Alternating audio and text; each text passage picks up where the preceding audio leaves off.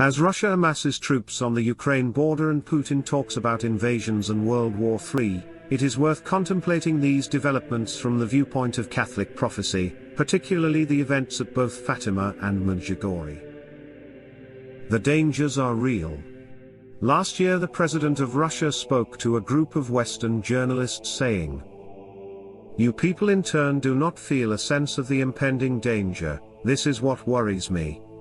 How do you not understand that the world is being pulled in an irreversible direction? While they pretend that nothing is going on. I don't know how to get through to you anymore." Are today's events leading towards the fulfillment of Catholic prophecy? On August 25, 1991, Our Lady said that Medjugorje is the continuation and fulfillment of Fatima. The visionaries have said that Medjugorje is connected to Fatima and the ultimate goal is to usher in the time of Our Lady's victorious heart. Our Lady at both Fatima and Medjugorje says, "My heart will triumph."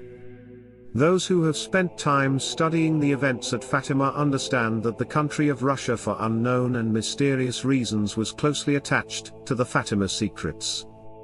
In the second Fatima secret, Our Lady asks that an act of consecration to her Immaculate Heart be made towards Russia.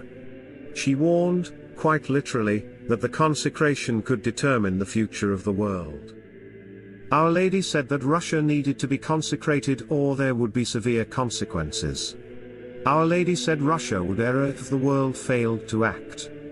The consecration was delayed and this led to the rise of atheist communism, and a worldwide attack against Christianity. Then in 1981, just 1 month after the attempted assassination of Pope John Paul II and at the height of atheist communism, Our Lady began to appear to 6 children in the communist country of Yugoslavia.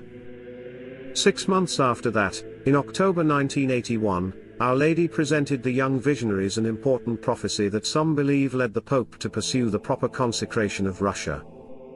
Our Lady told the visionaries that Russia will come to glorify God the most, the West will make civilization progress but without God and will act like their own creators.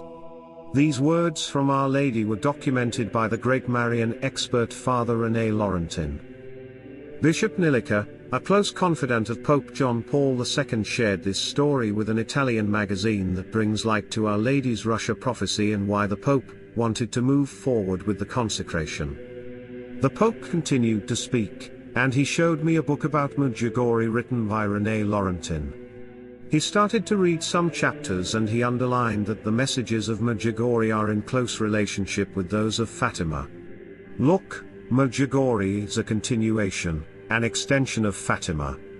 Our Lady is appearing in communist countries primarily because of problems that originate in Russia, said the Pope, who already took this as a mission of his pontificate. This is why I immediately understood the connection.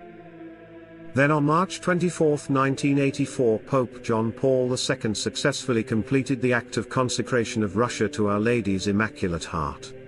What followed was an astonishing sequence of events as atheist communism collapsed. The Berlin Wall fell and the Soviet Union's flag came down on Christmas Day 1991. So fast forward to today, and to the rising tensions between the United States and Russia, and again we see, in an incredible way, that the prophecies of Fatima and Medjugorje continue to be relevant by predicting the future in an unprecedented way. A Vatican insider, who claims to have read the third secret of Fatima, Father Martin Malachi, in a radio interview with Art Bell in 1996 spoke of Russia in a surprising way that can be construed as confirming the Medjugorje Russia prophecy about a Christian renewal. The salvation for the world will start in Russia. Russia's role in the vision of Fatima is very important because if we're to believe the vision of Fatima, salvation for the world, the cure for the world ills, will start in the Ukraine and in Russia, and that was why the Virgin in the Fatima vision of 1917 was supposed to have spoken actively about Russia, and that Russia first of all has to be cured of her errors and then she will help the entire world to get better and to cure itself of its sins. It's a very bizarre message in that sense because one would have said that salvation was going to come from the West as we always think because we are Westerners, but no, according to the message of Fatima, salvation will come from the East, and particularly, from Ukraine and from the state of Russia itself, which is extraordinary. On a final note, it is important to be aware of Putin's clear words, the importance of Christianity and his concerns that the West has abandoned its Christian roots. Address by President of Russia Vladimir Putin at the Valdi Forum. We see in Europe and the United States, that is the West, have taken the way where they deny their own roots, including their Christian roots which form the basis of Western civilization. Faith in God is equal to faith in Satan. The people in the West are actually ashamed of their religious affiliation and are indeed frightened to speak about them. Christian holidays and celebrations are abolished or neutrally renamed as if they were ashamed of those Christian holidays. With this method one hides away the deeper moral value of these celebrations. And those countries try to force this model onto other countries, globally. I am deeply convinced that this is a direct way to the degradation and primitivation of culture. This leads to a deeper demographic and moral crisis in the West. Russia will come to glorify God the most. The West will make civilization progress but without God. The Queen of Peace,